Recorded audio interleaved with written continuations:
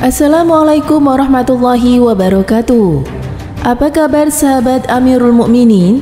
Semoga semua dalam lindungan Allah Subhanahu wa taala.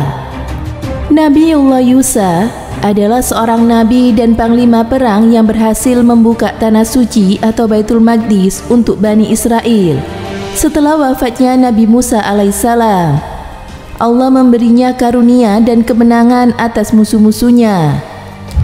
Kisah Nabi Yusa menahan matahari ini diceritakan oleh Syekh Umar Sulaiman Al-Asikor, guru besar Universitas Islam Yordania, dalam kitabnya yang berjudul Kisah-kisah Sahih seputar para Nabi dan juga Rasul. Syekh Umar menukil salah satu hadis dari Nabi yang diriwayatkan oleh Imam Bukhari dan juga Imam Muslim. Syekh Umar menceritakan Nabiullah yang berperang untuk membuka sebuah desa itu adalah Nabi Yusa bin Nuh, salah seorang nabi dari Bani Israel. Beliau adalah orang yang selalu mendampingi Nabi Musa dalam hidupnya. Beliau juga menemani Nabi Musa dalam perjalanan kepada Nabi Khidir. Allah memberinya wahyu setelah Nabi Musa wafat dan Nabi Musa mengangkatnya sebagai penerusnya di Bani Israel. Nabi Yusa adalah pemimpin yang berkat jasanya tanah suci bisa direbut kembali. Saat persiapannya menuju kota yang hendak ditaklukkan, Nabi Yusa berusaha agar pasukannya menjadi pasukan kuat dan tangguh. Karena itu, dia menyortir prajurit-prajurit yang bisa menjadi biang kekalahan karena hati mereka lebih disibukkan oleh perkara dunia. Nabi Yusa mengeluarkan 3 kelompok prajurit yang tidak diizinkan untuk pergi berperang. Kelompok pertama adalah orang yang telah berakad nikah tetapi belum menyentuh istrinya. Kelompok ini tidak diragukan, pastilah sangat tergantung hatinya dengan istrinya, lebih-lebih jika dia masih muda. Kelompok kedua adalah orang yang sibuk membangun rumah dan belum selesai pembangunannya. Kelompok ketiga adalah orang yang membeli unta atau domba bunting sementara dia menantikan kelahirannya. Prinsip yang dipegang oleh Nabi Yusa ini menunjukkan bahwa dia adalah panglima yang tangguh, pemilik taktik jitu dalam memimpin dan menyiapkan bala tentara sehingga kemenangan bisa diwujudkan. Prajurit tidak menang dengan jumlah besarnya, akan tetapi dengan kualitasnya. Ini lebih penting daripada jumlah atau kuantitas. Oleh karenanya, Nabi Yusa mengeluarkan orang-orang yang berhati sibuk dari pasukannya, yakni orang-orang yang badannya di medan perang, tetapi pikirannya bersama istri yang belum disentuhnya, atau rumah yang belum diselesaikannya, atau ternak yang ditunggu kelahirannya. Apa yang dilakukan oleh Nabi Yusa ini mirip dengan apa yang dilakukan oleh Tahlul ketika melarang pasukannya untuk minum dari sungai kecuali orang yang menciduk air dengan tangannya. Saat itu, sedikit dari mereka yang minum. Tahlul telah membersihkan pasukannya dari unsur-unsur pelemah yang memiliki titik kekalahan. Allah telah menyampaikan kepada Rasulnya bahwa mundurnya orang-orang munafik di perang Uhud mengandung kebaikan bagi orang-orang mukmin.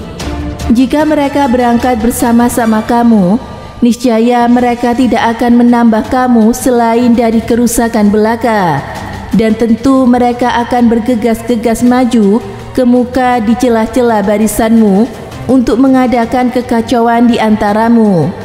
Al-Quran Surat At-Taubah ayat 47. Dengan pasukannya, Nabi Yusa berangkat ke kota yang hendak ditaklukkan. Dia mendekati kota itu pada waktu asar di hari yang sama. Ini berarti kesempatan untuk membuka kota itu tidaklah banyak, karena berperang di malam hari tidaklah mudah dan bisa jadi hari itu adalah hari Jumat. Dia harus segera menghentikan perang begitu matahari terbenam, karena itu berarti hari Sabtu telah tiba dan perang di hari Sabtu hukumnya haram bagi Bani Israel. Maka dia harus mundur dari kota itu sebelum merebutnya, dan itu berarti memberi peluang kepada penduduk kota untuk memperkuat pasukannya, memperbaiki benteng-bentengnya dan menambah kekuatan senjatanya. Nabi Yusa pun menghadap matahari dan berkata kepadanya, "Kamu diperintahkan, aku juga diperintahkan." Kemudian Nabi Yusa berdoa kepada Allah Subhanahu wa taala, "Ya Allah, tahanlah ini untuk kami." Allah mengabulkan permintaannya dan menunda terbenamnya matahari hingga kemenangan diwujudkan. Imam Nabi Yusa begitu besar, dia yakin kehendak Allah di atas segala sesuatu. Dia mampu memanjangkan siang sehingga kemenangan bisa diraih sebelum terbenamnya matahari. Urusan seperti ini tidak sulit bagi Allah, dan kita mengetahui pada hari ini bahwa siang dan malam terjadi karena berputarnya bumi mengelilingi dirinya. Dan sepertinya perputaran bumi berjalan lambat dengan kodrat Allah hingga kemenangan terwujudkan. Allah tidak lantas menghalalkan harta rampasan perang bagi umat manapun sebelum kita. Harta rampasan perang dikumpulkan, lalu api turun dari langit dan membakarnya kecuali tidak seorang pun dari pasukan yang menggelapkannya. Jika harta rampasan perang ada yang digelapkan, maka api menolak untuk melahapnya. Itu berarti Allah tidak ridho kepada mereka.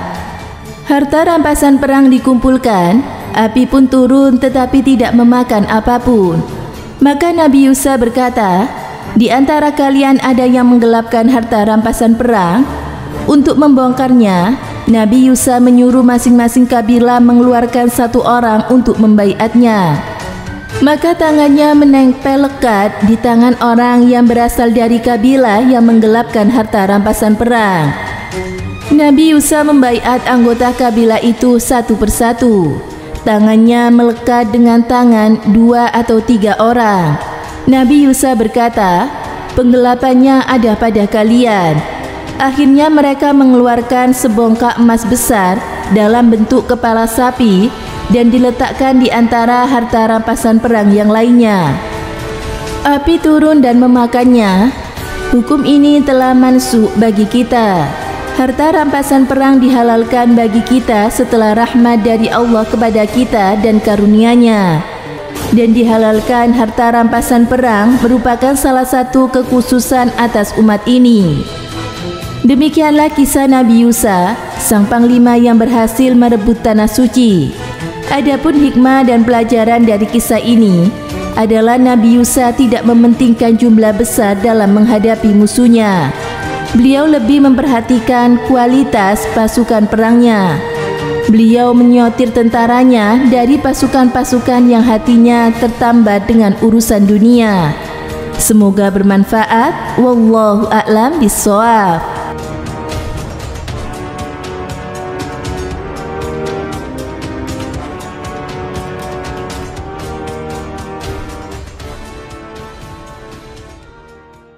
Assalamualaikum warahmatullahi wabarakatuh. Pemirsa Amirul Mukminin yang dirahmati Allah Subhanahu wa taala. Disebutkan dalam riwayat Imam Hakim bahwa jumlah nabi dan para rasul itu sangat banyak sekali. Disebutkan bahwa Abu Dzar bertanya kepada Rasulullah, "Berapa jumlah nabi itu?" Maka Rasulullah menjawab, jumlah nabi itu adalah 124.000 dan 313 diantaranya adalah Rasul. Disebutkan bahwa Nabi memiliki pengertian adalah seseorang yang memperoleh wahyu dari Allah dan tidak diwajibkan menyampaikan kepada umatnya. Sedangkan Rasul adalah seseorang yang menerima wahyu dari Allah dan ditugaskan dan berkewajiban menyampaikan kepada umatnya. Dari 124.000 nabi dan rasul itu tidak semuanya disebutkan dalam Al-Quran. Hanya ada 25 nabi dan rasul yang wajib diketahui berdasarkan Al-Quranul Karim. Al-Quran sendiri menyatakan bahwa tidak semua nabi-nabi itu diceritakan satu persatu dalam Al-Quran, karena Al-Quran merupakan kitab petunjuk, pengajaran, tarbiyah pensucian dan peringatan. Tujuan ini dapat terlaksana dengan menyebut nama atau sebagian riwayat hidup para nabi. Misalnya kisah Nabi Musa disebut dalam berbagai ayat berulang-ulang diceritakan agar Allah ingin kita mengambil pelajaran dan hikmah dan kesabaran Nabi Musa alaihissalam. Dan bahkan ada nabi-nabi yang hanya disebutkan namanya, bahkan ada nabi-nabi yang diceritakan secara singkat saja di dalam Al-Quran. Di antara nabi dan rasul tidak disebutkan Al-Quran, tapi disebutkan dalam hadis maupun kitab Injil dan kitab Taurat. Misalnya Nabi Jirjis, Nabi Sid, Nabi Daniel, Nabi Hansalah, Nabi Syamun, dan nabi-nabi lainnya. Semoga memberi manfaat. Wassalamualaikum warahmatullahi wabarakatuh.